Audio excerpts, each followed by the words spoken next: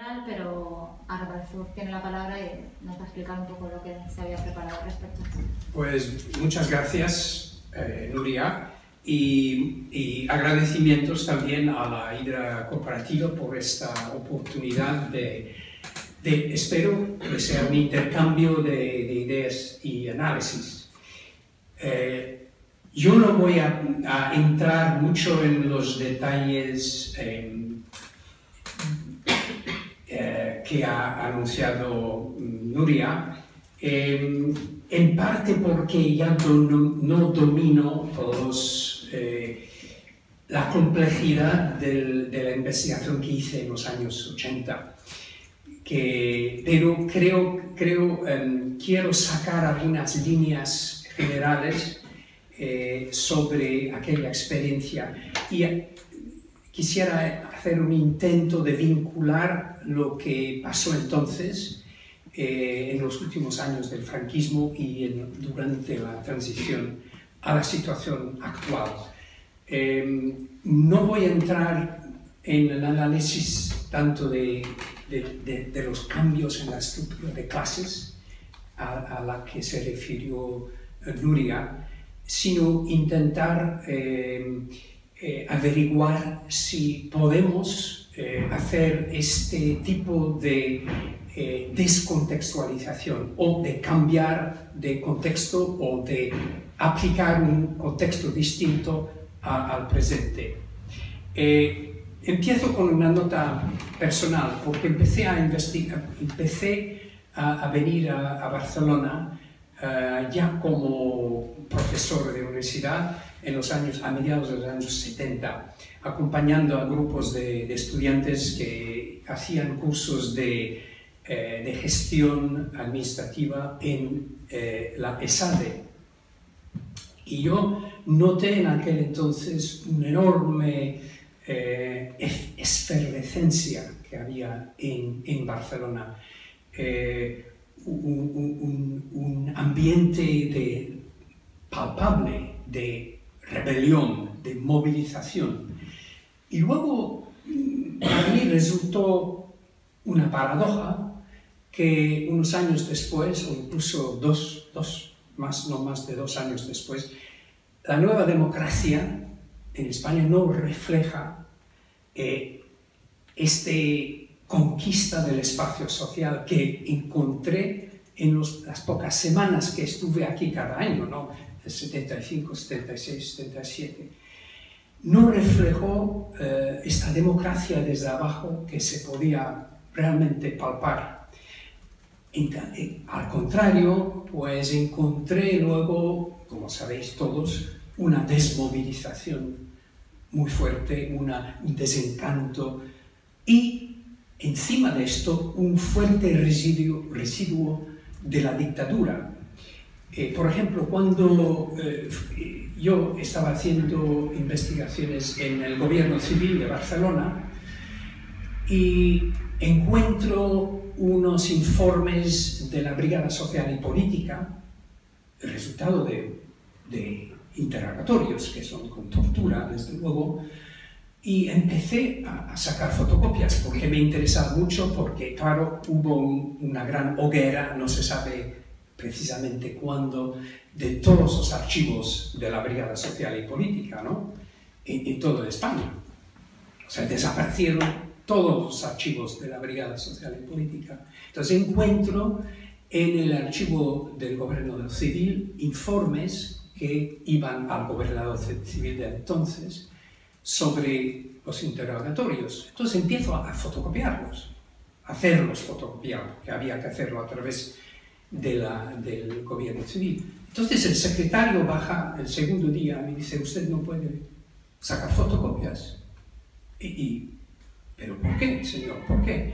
Porque usted está pidiendo demasiadas fotocopias. Ah, bueno, entonces reduzco 10 por día, ¿le va?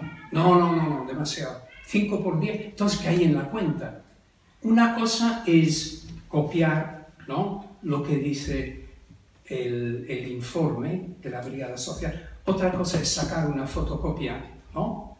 Porque se puede decir, bueno, esto es lo que él dice que encontró, pero no tiene prueba, ¿verdad? Entonces, la idea de que a esas alturas, estamos hablando ya de los años 80, 83, 84, no permiten, pues, sacar fotocopias de los archivos de la dictadura, de las torturas de la dictadura, eso cae. Me di cuenta, algo no va bien aquí, ¿no? Para los investigadores. Otra cosa, ya por los años, ya por 86, yo había, a finales de 80, publiqué el libro Sin Problema, mi libro Sin Problema, a través de la Oxford University Press, que es uno de los mejores editoriales, que se interesaba mucho en el asunto, ¿no? Y tuvo un apoyo editorial bastante importante. Aquí no encuentro editorial. Hablo con Josep Fontana, ¿no? El gran historiador, como seguramente lo conocéis, y él me dice textualmente, ese tema ya no interesa. O sea que un olvido, ¿no?, total ya a estas alturas. Entonces,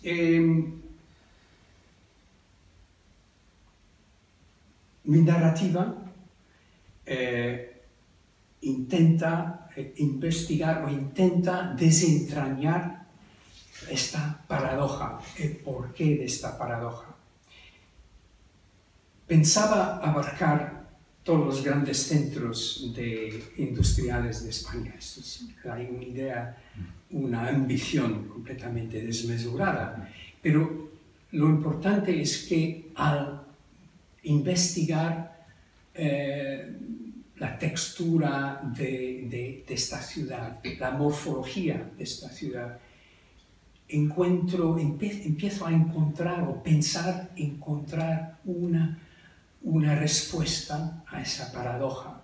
¿Por qué de un poder de cambio enorme a un movimiento que ya no existe en unos años?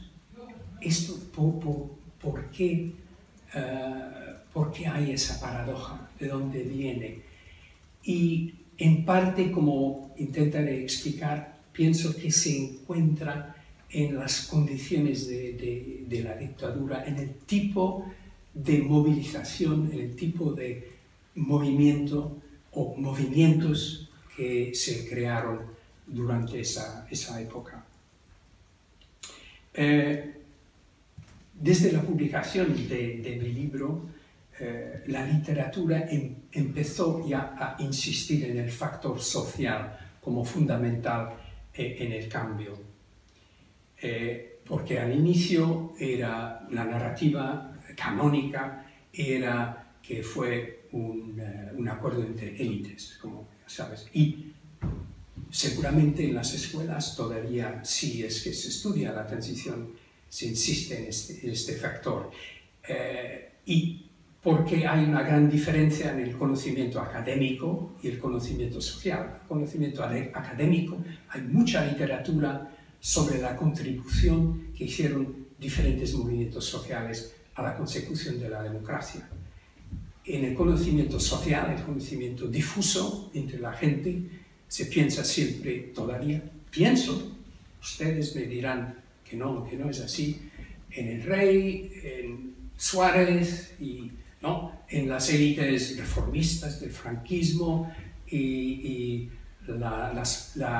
el posibilismo de la izquierda. Y esto no tiene nada que ver con la experiencia, como incluso hasta cierto punto yo presencié. No tomé parte, desde luego yo presencié. Entonces voy a intentar desentrañar, si es posible, un poco estas contradicciones. Divido la charla en 4 partes. Uno, una breve interpretación del contexto del segundo franquismo. Quería hacer esto, o quiero hacer esto, porque me parece ahí reside un poco la clave de lo que yo pienso fue la derrota del franquismo. en la segunda parte, hablar algo sobre la naturaleza de la movilización social. Referirme en la tercera parte al proceso de la transición y quiero hacer unas reflexiones que luego me interesaría saber algo que pensáis vosotros. Nos sorteamos, ¿no?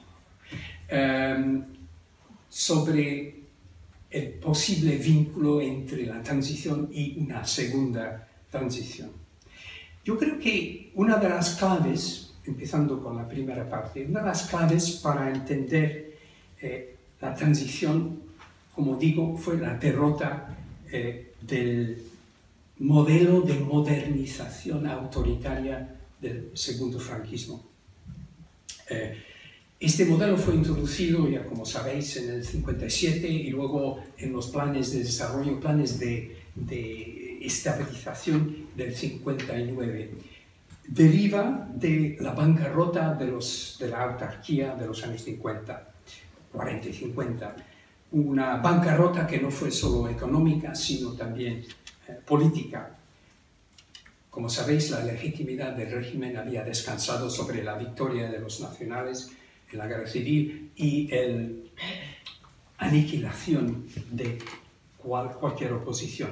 Y en los años 50 esto se vio socavada hasta cierto punto por el estancamiento económico y el malestar político, una de cuyas manifestaciones fue la huelga y el boicot de tranvías del 51 aquí.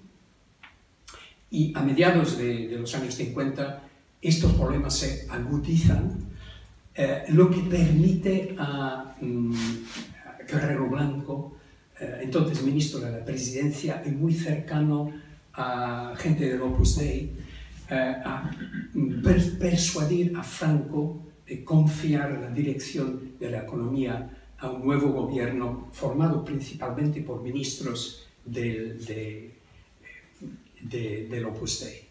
Esta nueva política de estabilidad, elaborada fundamentalmente por tecnócratas y compañeros de viaje del Opus Dei, pretendió integrar España dentro de la economía occidental de la Guerra Fría. Claro, el interés de los Estados Unidos es integrar, ya que los resortes de la Guerra Fría entran en acción en este momento. Claro, la idea de salvaguardar el régimen a través de una remodelación del Estado y a través de una modernización económica. Ojo con el término modernización, depende de qué tipo de modernización estamos hablando. En este caso, el desarrollismo del segundo franquismo se nutrió de las nuevas tendencias occidentales que se estaban delineando a finales de los años 40 en el cuadro de la Guerra Fría. Para España representó un realineamiento fundamental que permitió pues, la identificación de la España tradicional y católica con los Estados Unidos, con el occidente, digamos, capitalista de origen protestante, y se basó en el modelo norteamericano que es keynesiano y también, digamos, fordista, como mencionó Nuria. Y esto, claro, es precursor de la tesis del fin de la historia. El modelo descansaba sobre la desmovilización de los españoles, su anestesiación ideológica, por decirlo de otra forma, porque le acompañaba la creencia apenas articulada de que el desarrollo generaría niveles de vida cada vez más altos, que a su vez contendrían o neutralizarían reivindicaciones de tipo social, de tipo políticas, ¿no? a través del bienestar, a través del materialismo, a través del consumismo, pues las ideologías perderían su fuerza para dar lugar a pues, la apatía política, la integración sociopolítica en una sociedad que no era porque era España, no podía ser una sociedad liberal, de democracia liberal, o tenía que ser una sociedad autoritaria, porque así eran los españoles. Esto se refleja en los escritos de los franquistas, de los de Opus Dei. ¿De dónde vienen esas ideas? Bueno, los intelectuales norteamericanos más identificados con esta ideología son, por ejemplo, Walt Whitman Rothschild, el que administra el Plan Marshall, ¿no? También gente como Simon Martin Lipset, no sé si os suena estos nombres, Tucker Parsons, Daniel Bell, y entre los españoles que más se inspiraron y directamente hablan mucho de estos digamos, intelectuales norteamericanos de la Guerra Fría, se destacan López Rodó, el que fue ministro responsable de los planes de desarrollo. También Calvo Serer, Fernández de la Mora, cuyo libro Crepúsculo de Ideologías recomiendo mucho. Es una cosa muy interesante donde él habla mucho de esa inspiración norteamericana a las ideas del gobierno de Opus Dei, todos desde luego miembros del Opus Dei. Pero las consecuencias económicas y políticas, socioculturales de este boom en España, del boom de los años 60, fueron del todo inesperadas y escaparon el control de un Estado supuestamente planificador. La estructura demográfica se transformó con la oleada de migraciones internas, el crecimiento urbano fue improvisado y caótico, los desequilibrios regionales se intensificaron. Sí, los intentos o el objetivo principal de los planes de estabilización habían sido estabilizar la economía. En cambio, este crecimiento vertiginoso generó toda una serie de contradicciones y conflictos difíciles de contener dentro de un régimen autoritario. Estas contradicciones desbarataron todo intento de planificación. Y para mí, emblemático de todo este proceso es la SEAT. Y sobre todo la SEAT 600. No sé si habéis ido a la exposición del MUBA en 2012, que se llama el 600, SEAT 600. Yo tomé parte en esto, de esta exposición, porque la SEAT 600 fue icono del desarrollismo franquista. Y si se quiere más prueba, López Rodó habla del futuro de España del 600. ¿No? ¿Y por qué? Porque precisamente ese sueño de combinar el fordismo con el consumismo. El fordismo, estas plantas ¿cómo se dice? Asemblaje, cadenas de montaje con una fuerza disciplinada, ¿no? Controlada por militares, porque fue, ¿no? Hasta el 71 fue una fábrica militar, ¿no? Esto combina el fordismo con el consumismo, o sea, un emblema, de toda esa ideología del desarrollo. Fue, desde luego, también el primer coche asequible a los trabajadores, ¿no? Porque los demás coches valían más. Y la idea, el sueño era trabajadores que luego con las horas extra podían finalmente comprarse un coche, ir, por ejemplo, los domingos a una merienda en el campo con la familia, en vez de estar en el bar con los otros conspirando, etc. Eso de veras casi se lee en la literatura de entonces. Pero la fábrica se convirtió en una de las más conflictivas en España, que en cierta parte es evidencia más del fracaso de esta modernización autoritaria. SEAT, supuesto modelo de organización racional de trabajo, da lugar, ¿no? según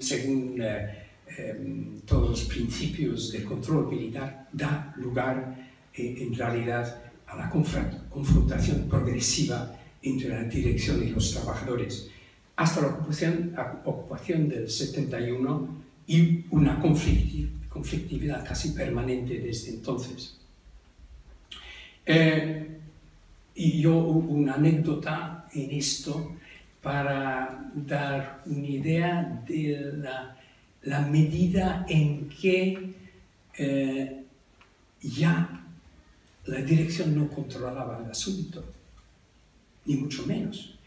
Javier Clua, el nuevo director de SEAT, no me acuerdo si fue en el 74, 75, pero es un momento de una de las grandes huelgas en SEAT, que tiene su repercusión en Barcelona y en la periferia también.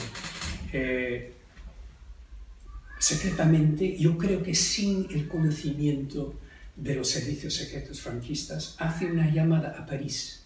¿A quién? Pues a Santiago Carrillo. Por favor, ayúdame, que no controlo la situación, ¿no? O sea que ya, en cierta forma, se había hecho la transición. Ya no, el Estado ya no controlaba la situación.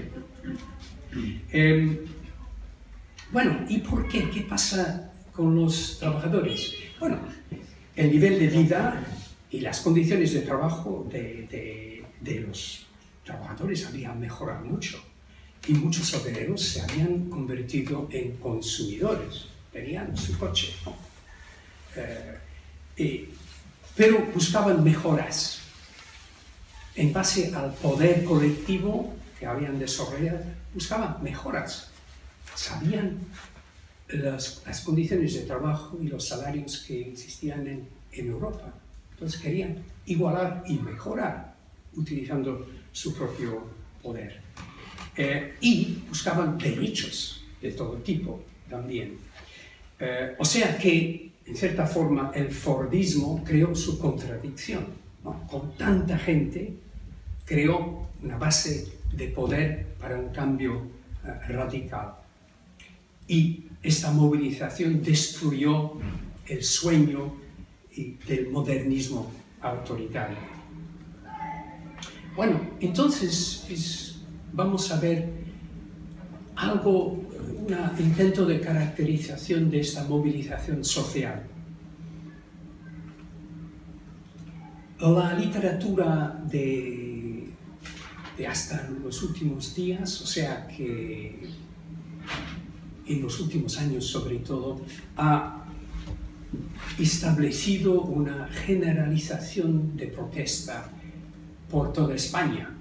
Y no solo en las grandes ciudades, sino en los pequeños pueblos. Hay un libro, por ejemplo, de dos amigos míos de la Universidad de Castilla-La Mancha, que el título es la transición se hizo en los pueblos.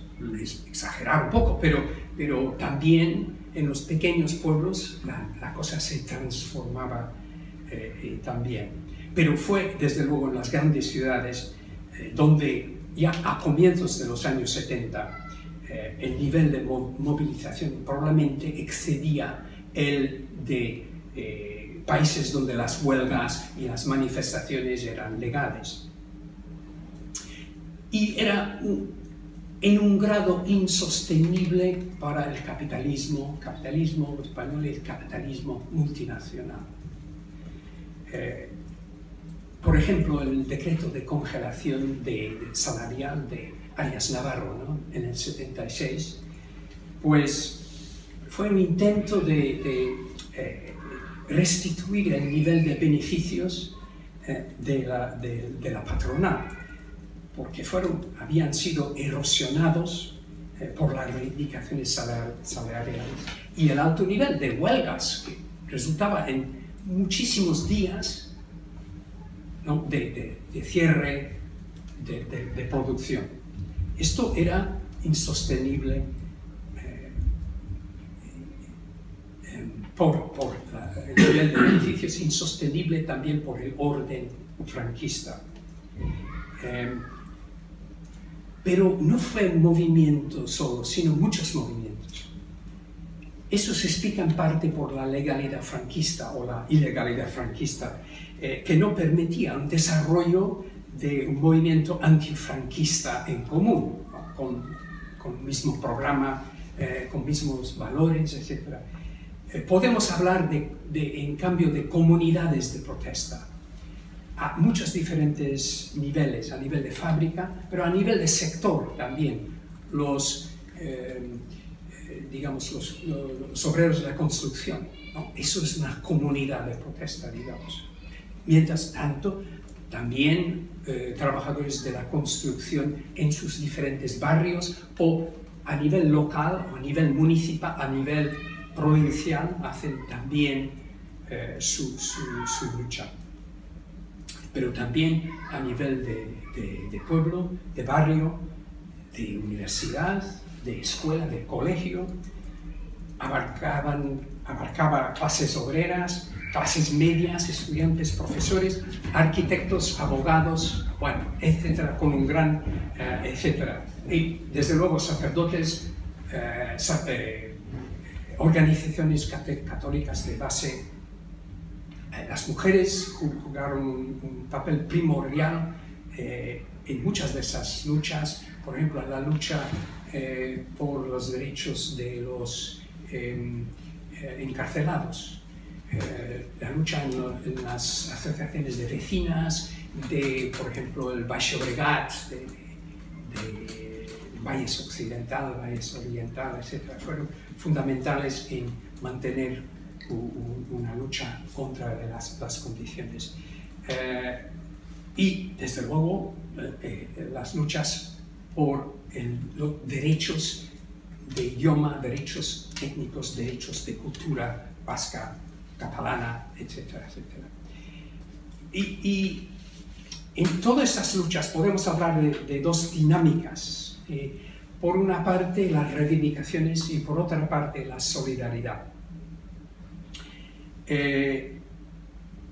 Solidaridad contra la represión, solidaridad contra el victimismo y reivindicaciones de todo tipo.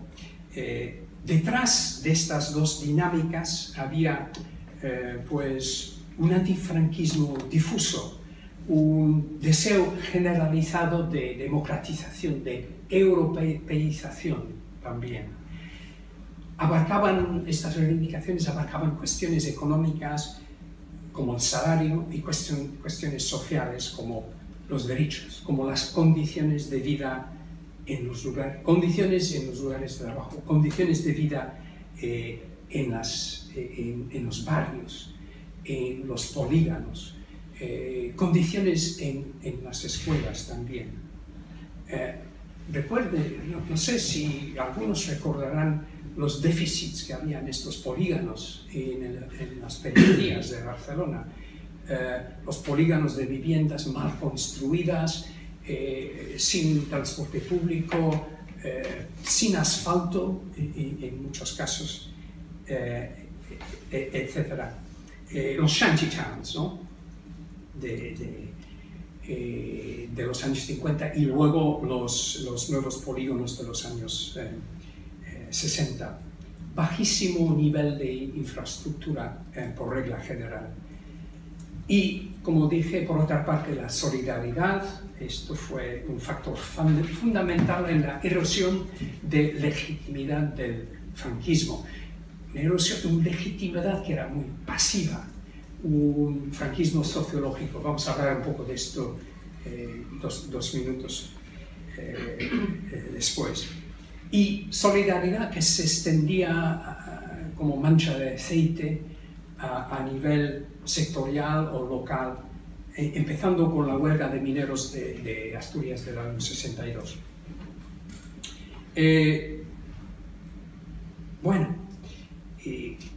ejemplo de estas huelgas de toda una zona son las huelgas del Baix Llobregat en el 74 y 76 y la de Sabadell del 76. Ahora, transición, unas palabras. ¿Por qué entonces esta movilización social que fue intenso? ¿Por qué esta intensidad de protesta antifranquista dio un resultado relativamente tan escueto, relativamente en relación con el poder que movilizaba todos estos movimientos? Eso es una gran cuestión y no pretendo tener todas las respuestas, ni mucho menos. ¿Por qué? O sea, ¿por qué se mantuvo intacto el poder de las élites?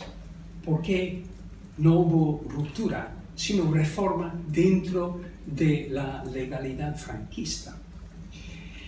Bueno, hay varias hipótesis. Mencioné la cuestión del franquismo sociológico. Es un término que se ha tal vez utilizado demasiado.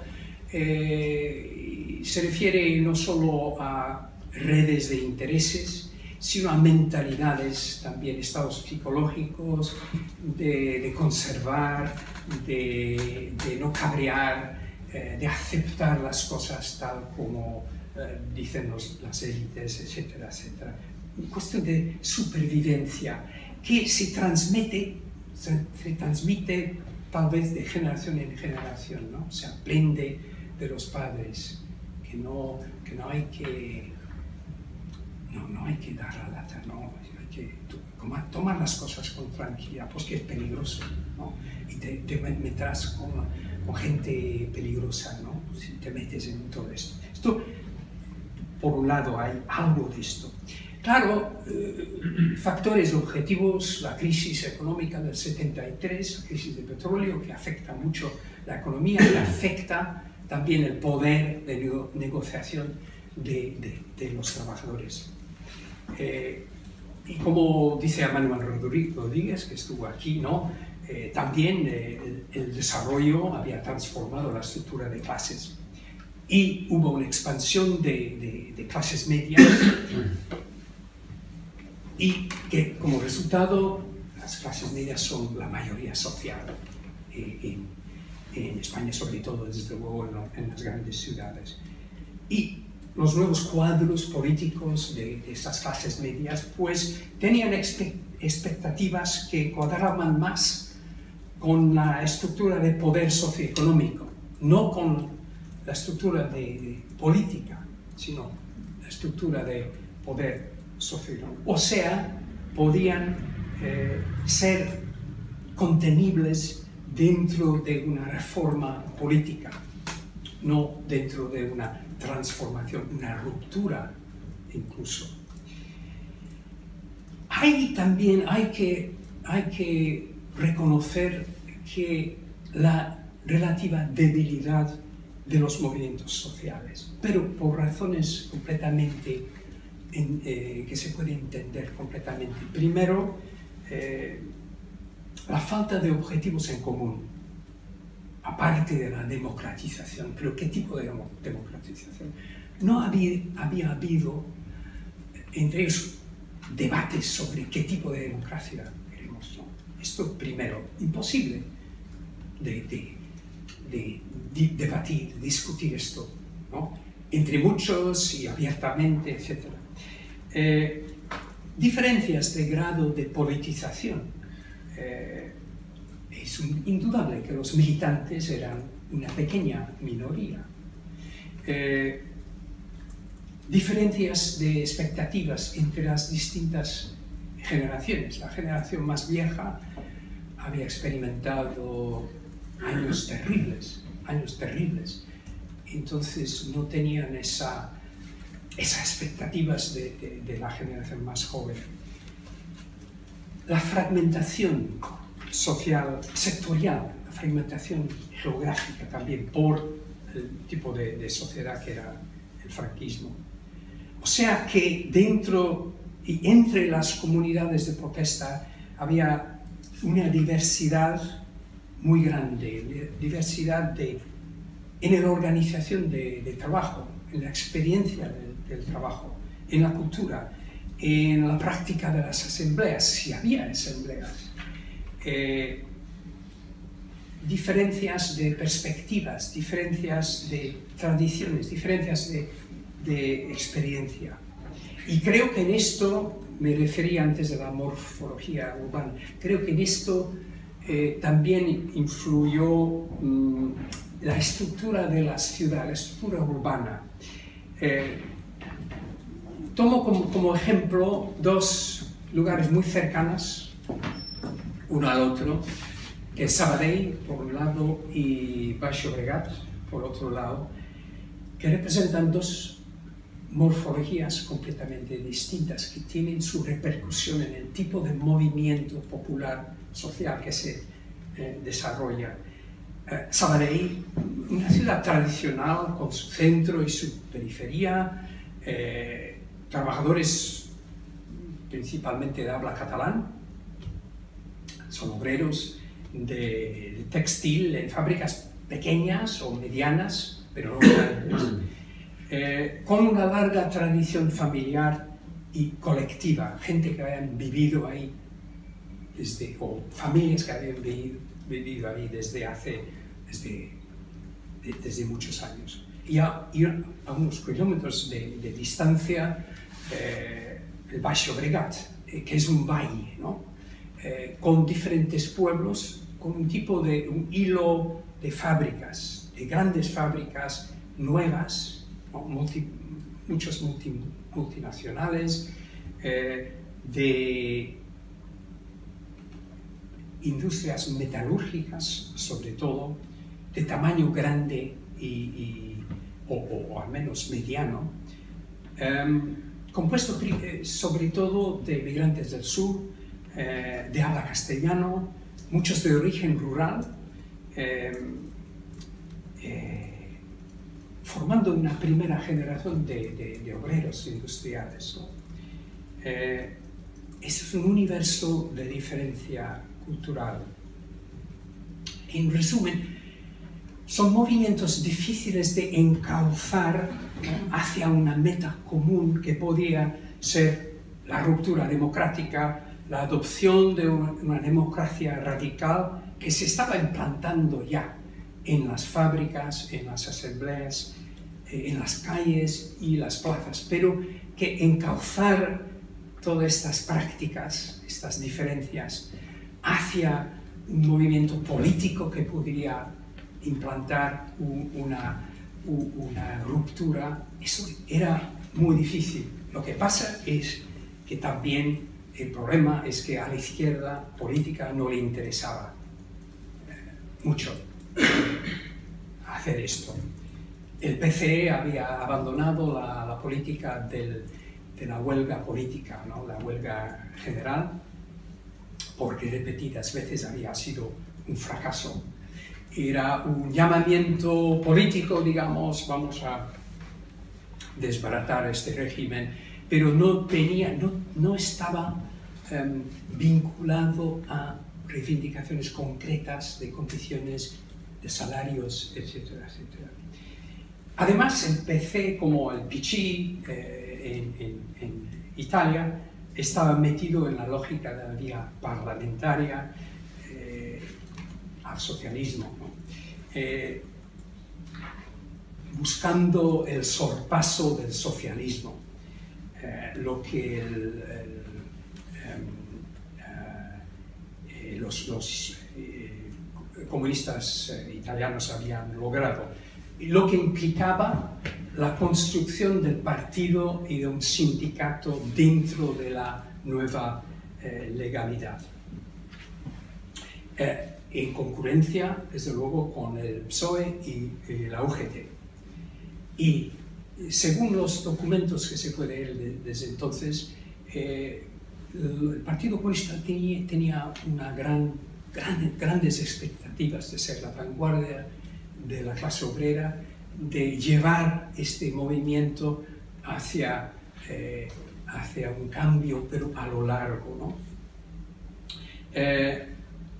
Tal vez el PCE, y yo creo que se puede concluir esto hasta cierto punto, sobrevaloró su capacidad de representar a la clase obrera, con una política estadista, una política burocrática, que no se dirigía a las reivindicaciones concretas de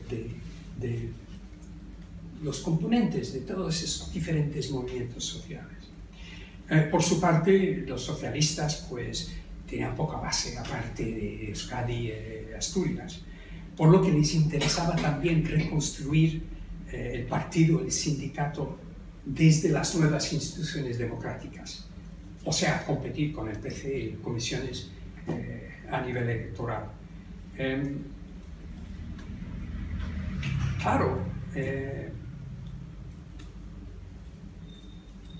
el asamblearismo que se practicaba dentro de las grandes fábricas, donde la pertenencia a un partido a otro, eso era dominante entre los trabajadores, grandes asambleas, la democracia estaba ahí, eso no interesaba tanto al Partido Comunista ni a comisiones. Querían convertir estas asambleas en miembros del sindicato, no pues movilizarlos para otras metas. Como consecuencia de la estrategia adoptada por la izquierda política, los movimientos de base quedaron marginados, marginados del proceso de democratización. Claro, muchos de sus cuadros fueron absorbidos por los dos partidos, los dos sindicatos. Pero seguramente entre vosotros hay experiencia de esto también, supongo. Gente que se encuentra súbito marginado, sin contacto con nadie. La cosa pasa en otro sitio completamente. Se queda con unos cuantos tíos, sentados en un salón. ¿Dónde vamos? ¿Qué hacemos? ¿Qué pasa?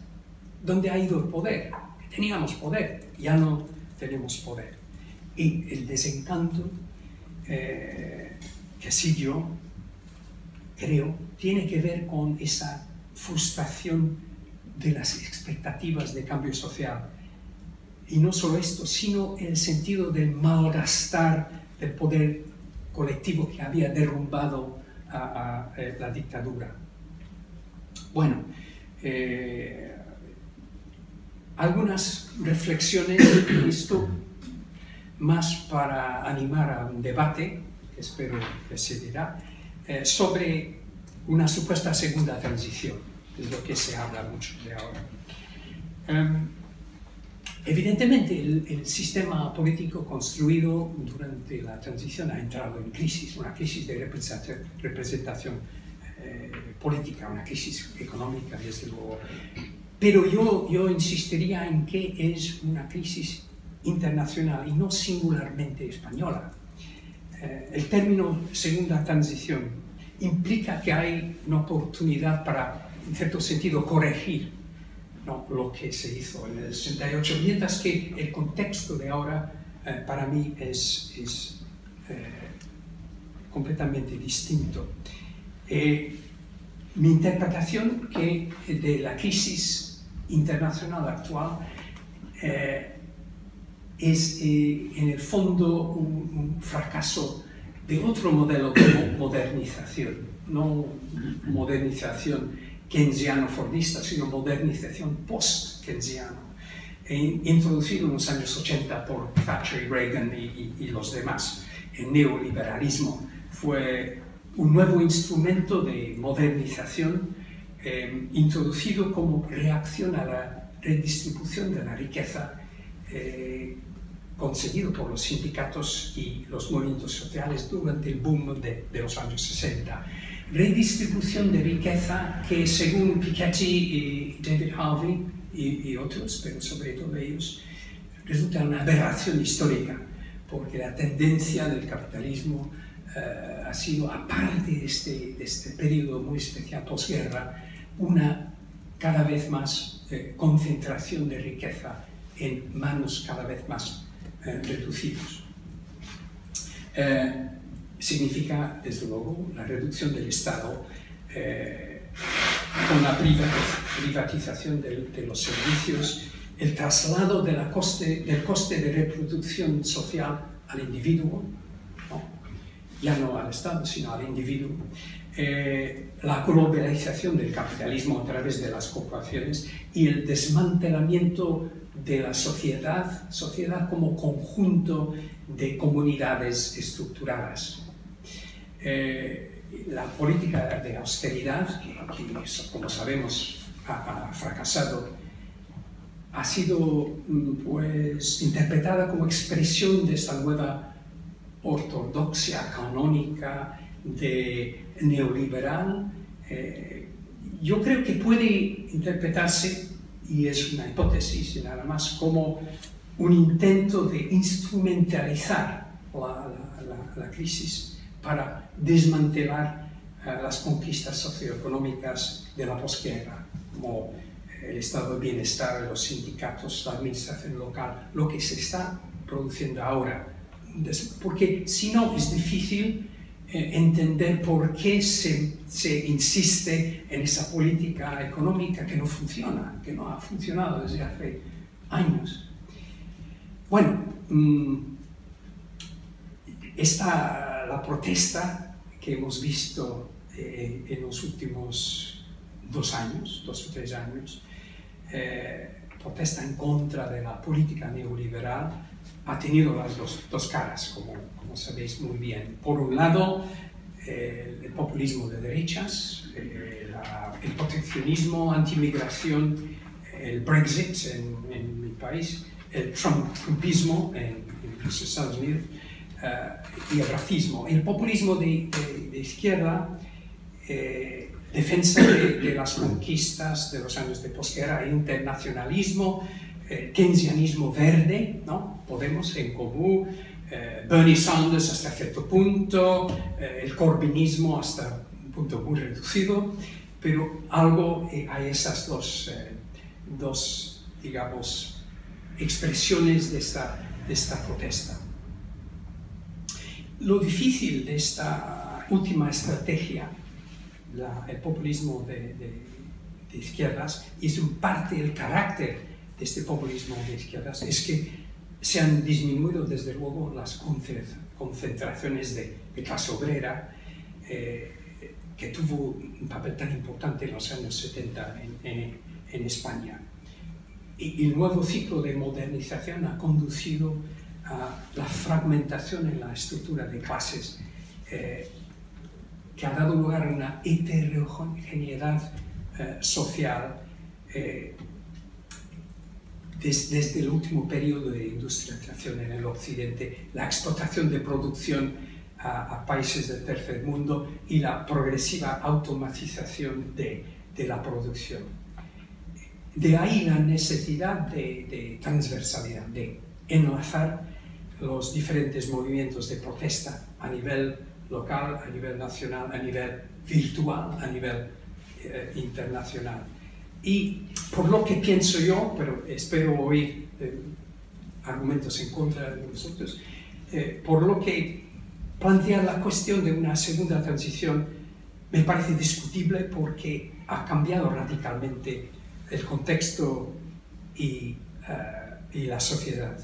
Me parece muy interesante, por eso, lo que leí ayer sobre el proyecto de Ana Colau y Xavier Domènech, de abrir un nuevo espacio político plural y confluyente y transversal.